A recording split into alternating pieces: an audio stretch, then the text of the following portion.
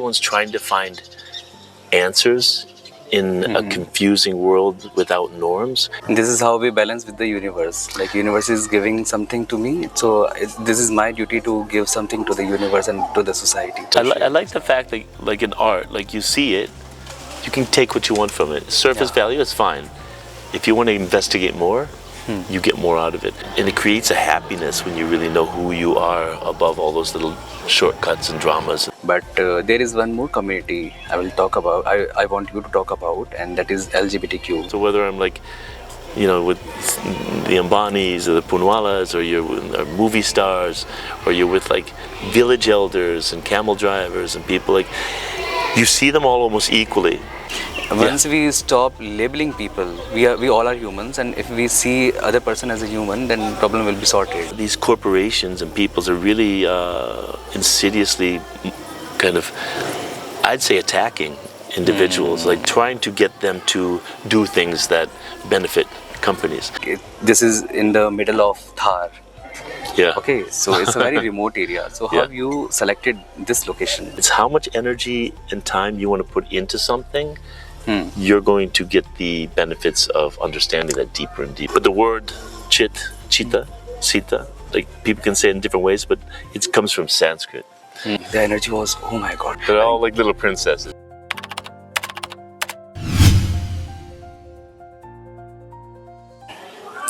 Namaskar, this is Dilip Soni. Welcome to D-Vakya. So location we are sitting at, this is Rajkumari Ratnavati School, Jaisalmer, Rajasthan. And our guest for today is Michael Daube. He is director and founder of CITTA Foundation. And so let's welcome Michael Daube, and we'll have an amazing conversation with him.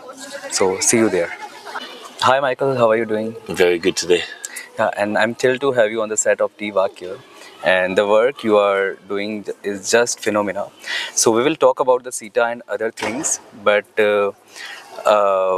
firstly I want to share something which I felt this morning when I entered in this school. The energy and the vibration the girls are holding is just amazing. I was like, oh my god. So they have, like, the faculties, and they have named today is as a cultural day, and all girls are into, you know, traditional uniforms, and they are wearing the particular traditional attires. So I felt amazing. The energy was, oh my god.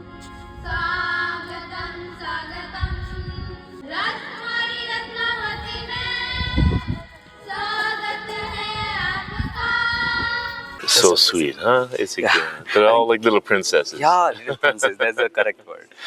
So yeah, now to start on this podcast, I will go with the CITTA. Like, you are the founder and director of CITTA, and could you please tell us a little about what CITTA is all about and what it stands for? I think, let me start with the fact that my training is as an artist, a painter and a sculptor, and I started my life in that direction. And but really I had a love for anthropology, archaeology, and different cultures, and I used to travel a lot. So I think sharing time with different communities that are remote, you learn so much from them, but you realize that kind of like half an aspirin can save a baby's life. And you think, wow, I have that in my bag. I can actually make a difference in someone's life. And it grows from there. It just gets more and more. And I think over the years, I realized that creating schools, hospitals, women's cooperatives in remote parts of the world, different communities, allows me time to spend my life absorbing how these people think, given their geography, their belief systems, how they make objects, how they live their life. That's so enriching for my life.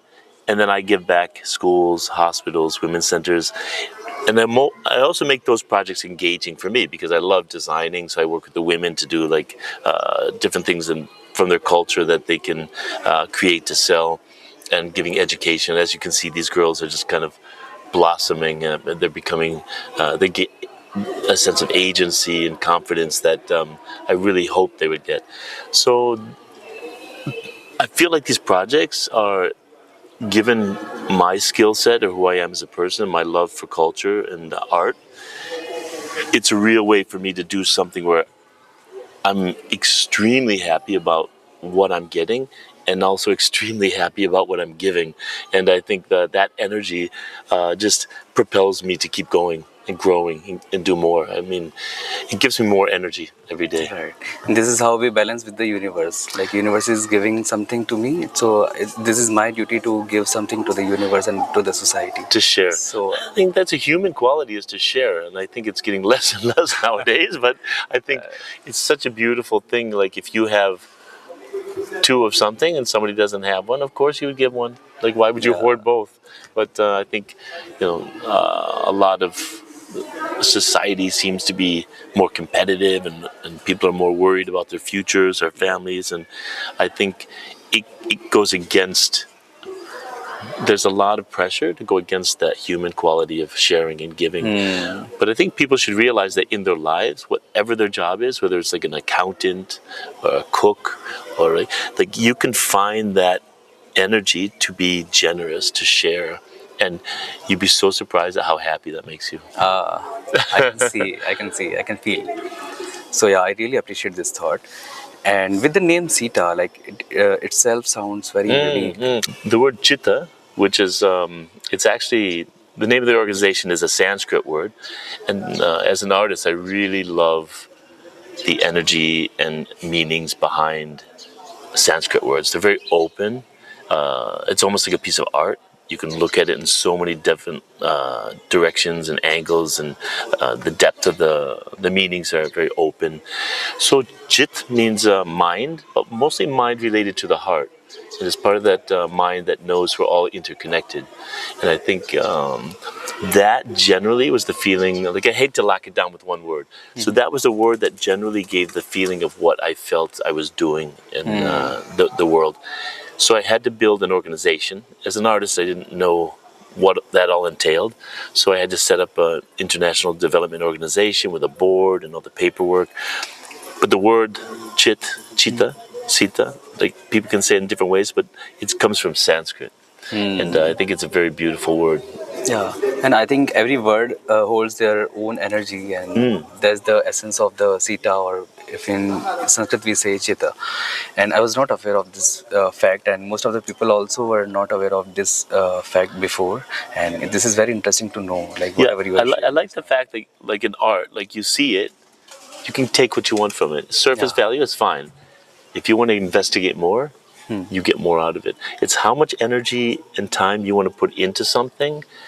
You're going to get the benefits of understanding that deeper and deeper. Absolutely, I totally agree. So the word is the same thing. The word just, it's there, but the more you want to know about it, it just keeps growing. So absolutely, how we understand it. Yeah. So okay, since you travel a lot along, worldwide, you are traveling different countries and you are meeting different kind of people.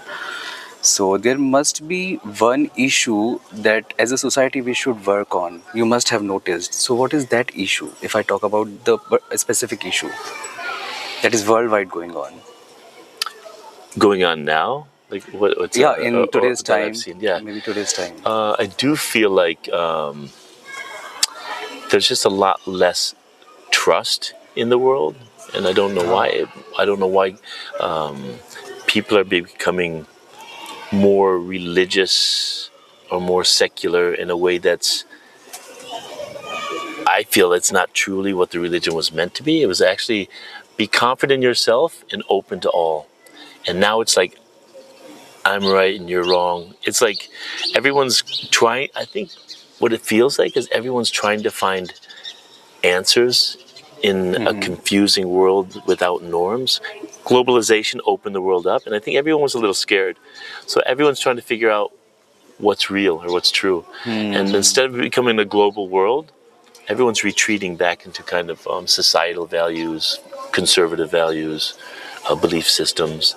And we're seeing it in the States with a lot of Christian movements are very kind of confusingly not Christian with what they're practicing. And it's happening the same in, I think, every different part of the world. And it's not just a religious thing, it's also societal. Like what groups are better than others. So that divide makes the world very difficult to move about, because you want to treat all humans as humans. So whatever their issue is, We talked about other issues earlier, and also girls, different colored skin. I mean, there's so many issues that it seemed like, say, 20, 30 years ago, people were working towards getting over. It's there, but you're working towards getting over it. Now it feels like people are retreating back into like it's real. Like they want something tangible. So I'm right, you're wrong. I'm above you, you're below. Like, so that kind of divide, I think we've lost our kind of orientation towards a better good, where people can express themselves in their lives. They can be themselves, no matter who they are, what color, what race, what sexuality. It's like everyone deserves a freedom to be their self and not harm others, but be able to benefit others through the beauty of whoever they are. And I think it's a little bit of a struggle nowadays. I think, given the political situation in the world, and I think, and I'm not sure what's triggering that. I'm just feeling that. This is sad reality, and I think people became so materialistic and they are so shallow maybe, so that's why they are not digging what they actually have to work on, and maybe things like that. And maybe capitalism, in a way, as you know, it was very naive, like saying the 80s or even the 70s disco, like everyone was just bragging about, you know, shallow goods and things.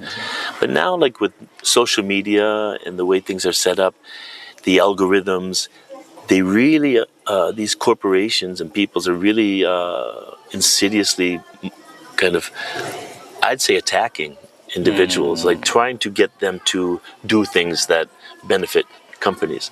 So it's kind of disguised as like, oh, we're kind of connect people. Or it's very kind of like on the surface, it seems very kind of, but really it's just it's tactics to get you to buy more, just to listen more, to see more of content they want you to see. Right. So you're just being like pushed all the time, and you're being kind of fooled into thinking, oh, this is actually, for me, it's entertaining, it's whatever. These Maybe algorithms, we became robots kind of things. these companies don't care about your life, your personality. They don't care. How can you benefit us? Right. So since you are meeting so many different kind of people, and they must be holding different kind of energy also, and we have met couple of times, and I can sense and I can feel like how calm you are from inside and from outside as well. So how you preserve your own energy and be at peace while working and meeting so many different kind of people around the world? Yeah. I think dealing with such a variety of cultures and over years, even more than I had imagined, like different ways of thinking, seeing, just lifestyles, beliefs, that what's come to my mind is when I was younger, like I used to study a lot of different art, religions, just study all these things, because for me, they are reflections of metaphysical and philosophical ideas, energies. That's very interesting to me. So I feel like studying religions, I did a lot of meditation practice. And doing meditation, it seems like in all different traditions, it's about learning who you are or who you're not from all the noise that's in your life, all the dramas, all the things about, what you're wearing, what your haircut looks like, what your clothes look like, what your, all this kind of who's eating what, who's where, who's talking to who, all the dramas that fill our life. It teaches you who you are in that quiet space deeper inside of you. That it's almost like they say the clear sky, and then the clouds are the drama. So we're mostly living with all these clouds, but it's like if you clear it out, you feel the sky, you feel that connectivity to all things. And I think there is something in that. It's very, it creates a happiness when you really know who you are above all those little shortcuts and dramas and things like. So I think that meditation practices and different ways of seeing the world and myself actually seeped into the world I live in. So the way I treat all these things, they come and go. So whether I'm like, with the Ambanis or the Poonwalas, or you're with movie stars, or you're with like village elders and camel drivers and people, like you see them all almost equally. for what you're giving them, what they're giving you, and that kind of reciprocated energy.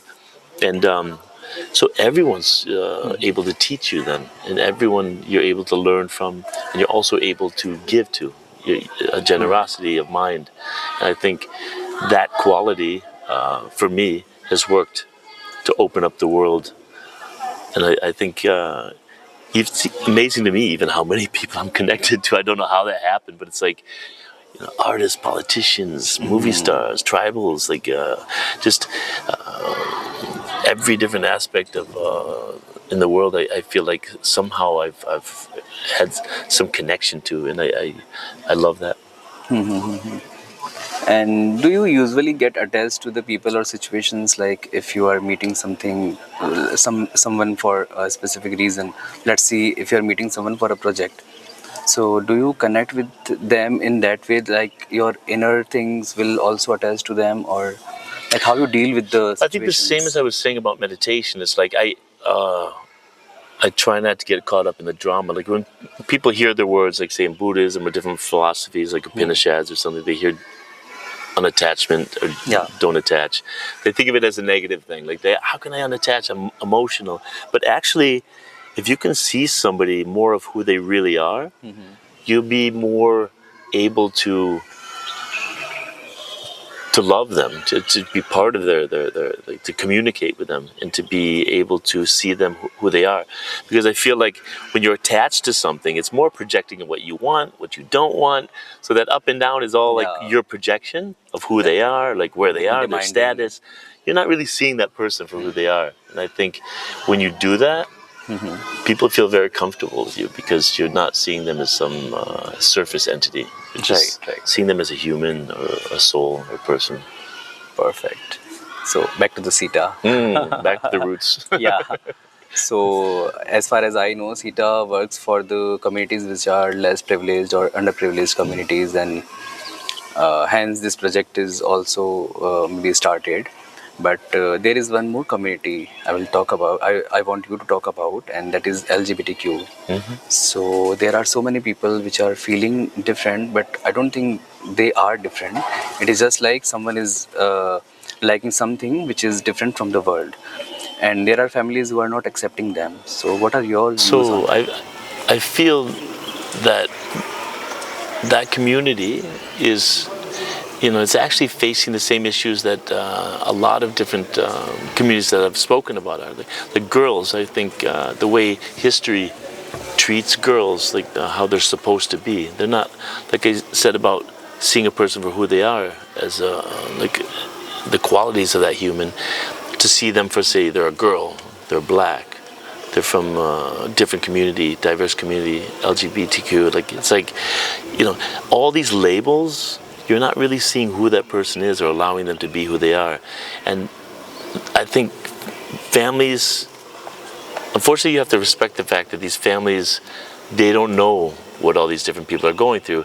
So they don't really understand what a girl is going through, what someone from the LGBTQ is going through, what a black person is going through, what a different caste is going through. Like, so all these constraints are from societal values that are slow to change, and they had different reasons to exist, like not eating pork because you got trichinosis.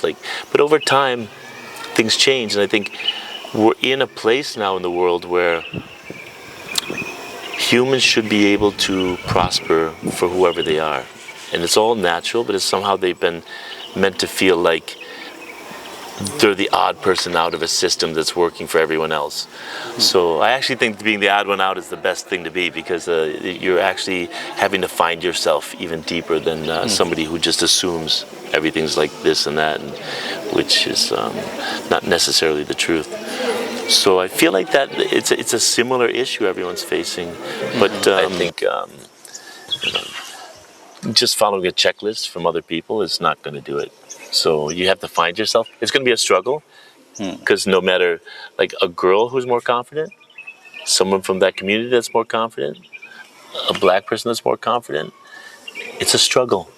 But that's the way it is. But slowly that struggle, and prove that you're as able to give back to the world, even more so. I mean, if we look back in history, the LGBTQ community has had like Leonardo da Vinci, or like, you know, like Socrates, or like all these people, like, you know, people that have really set the tone for the entire civilization we live in. Right. So it's like, it's not like they're this like pariah or some like, you know, demon. Like, it's like they've actually created all the art and the culture and the laws and rules we live under. So not all of them, but it's a majority. So it's like, it's crazy that people still think, I think it's given ancient ideas of procreation and things, but I think that'll change slowly. Right. It must be changed. And you have used one word, like we are labeling, like this is black, this is white, this is comes from LGBTQ, this is straight. So I think this tendency should be changed, and once we stop labeling people, we all are humans, and if we see other person as a human, then problem will be sorted. It's kind of thing. Yeah, that's the thing, is like in meditation, when I said you have to see the drama but remove yourself from it. The same, you have to understand these societal constraints, Right. but know that you exist purely outside of that, and you don't have to label yourself. Yes. Because Tilda Swinton said a wonderful quote once, and she was like, "Life's like an adventure, and you're on a wild horse. It's like, just go, just fly. Why do you have to label yourself? You might be this, you might be that." She said, "It's a journey. You keep changing. All things are changing and moving. So why you have to lock yourself into some title and then make other people kind of obey that? It's just it's a lot of energy for like a little waste of time." I feel. Totally, So I does Tilda. totally agree. I totally agree, and so impressive statement whatever you have just shared. Okay, it's very nice conversation. Seriously. So now again back to the project we are sitting at. This is Rajkumari Ratnavati School, which is situated in Jaisalmer, and this school is designed by American architect Diana Kellogg, driven by you, Michael Daube, and run by Chaitanya Raj Singh and directors of CITTA India. Correct. Yeah. So tell me how you three did collab, like you, Diana, and royal family of Jaisalmer. How this happened? Yeah, so I came to this region years ago, like almost a decade earlier than the school started, just to lay the ground and plant the seeds for girls' education. It wasn't really part of the dialogue. So I was here and I met with the royal family, and they were kind of very helpful in terms of how we're going to do this. So when the school was built, and I was very excited about being able to use my kind of creative skills to make this project not just locally effective, but internationally effective, and actually have an impact on mindset change in the world. So I brought in a U.S. architect, and the next architect we're working on is an Indian female architect, which is amazing. Oh. And that's going to be another, next phase is going to be for livelihood, amazing. And then Sabyasachi came in and did the uniforms for the girls using local traditional textiles. So almost curating, like we did the artwork with the start art and the building and the uniforms.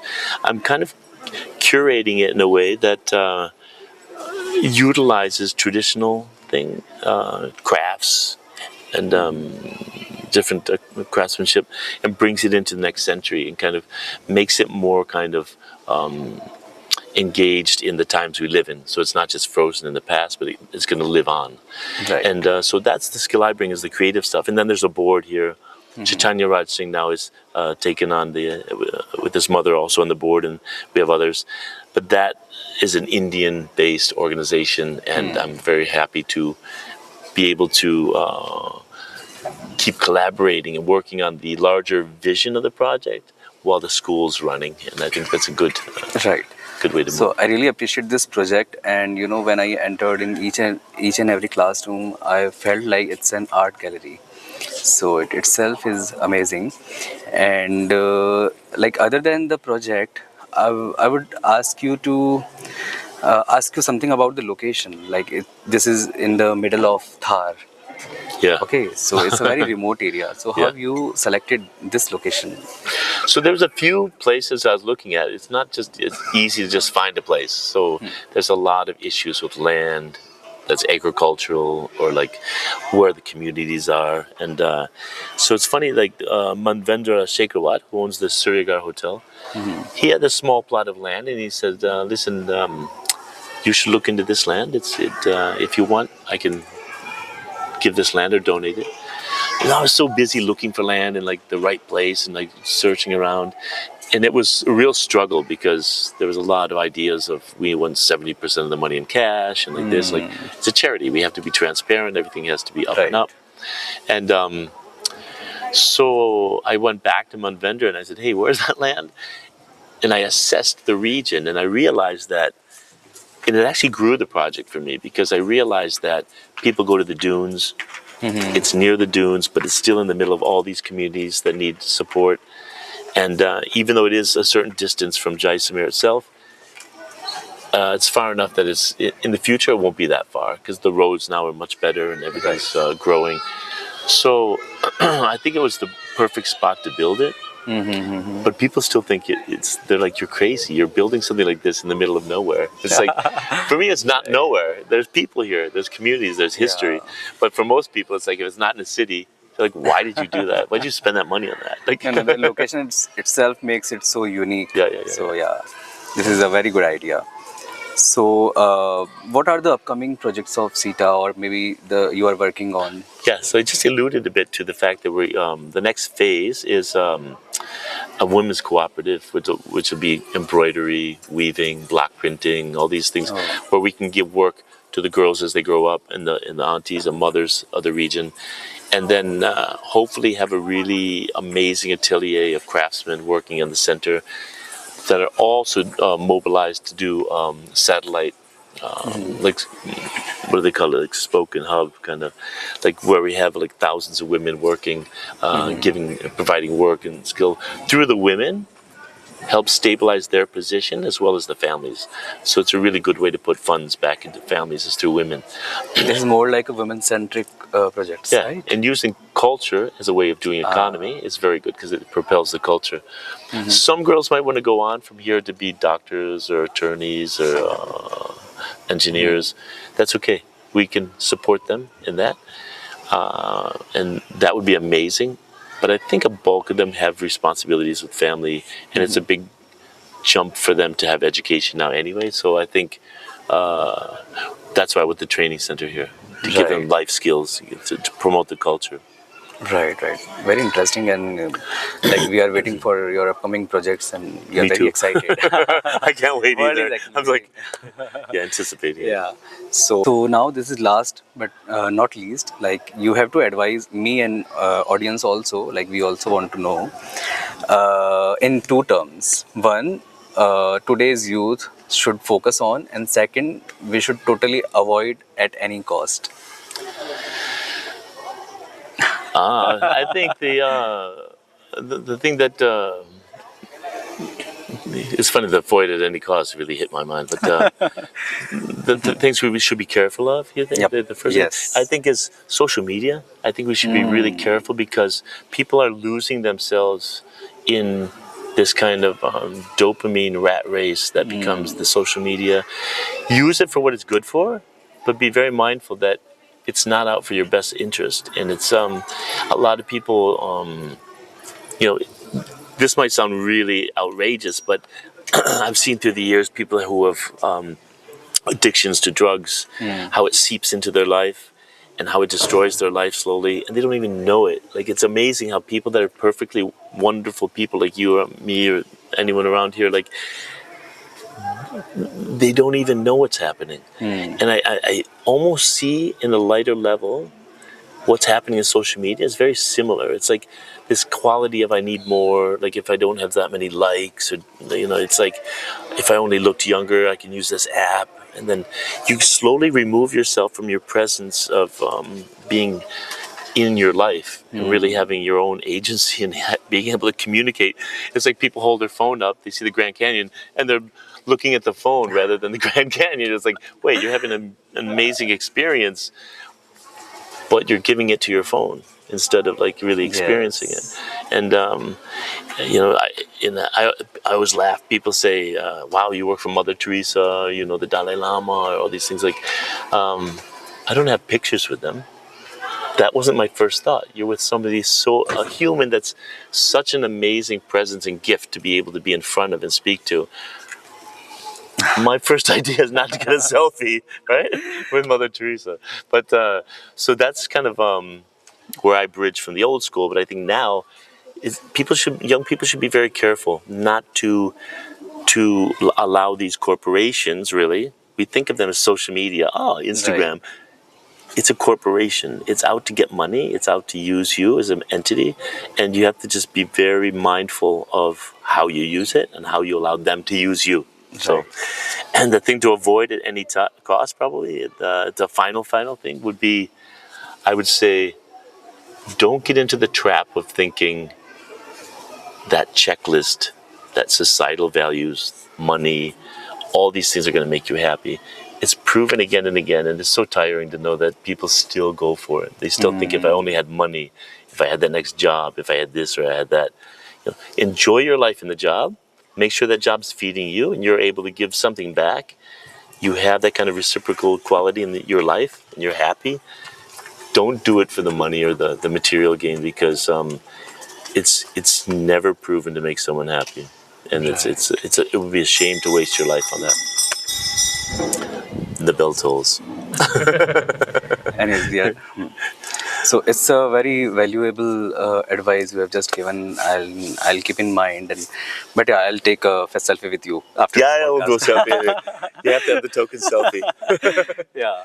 So Michael, it was very nice talking to you over this podcast on set of D-Vakya, and I'm sure this is just the beginning of the podcast with you, and we will be doing much more for your upcoming projects and for you also. Like I would like to know you more as a person. Yeah. So yeah, thanks to be here, be part of the D-Vakya. Thank you. Thank you so very much, Michael. Thank you. Let's both evolve. We'll share more stories. Yeah, sure.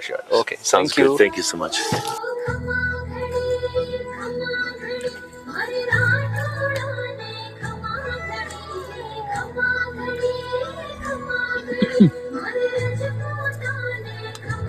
We are just checking normal things. Yeah. So Michael, how are you doing today? So far, so good. It's an early start. Kids are looking so beautiful today. Aren't they so cute? I'm used to seeing them in uniform, so now seeing them all dolled up, it's like the traditional looks like a festival. attires. Yeah. So they love though, like see, that's the uniform. You can see one girl wore her uniform. Okay, the Sabia, blue and indigo. Right.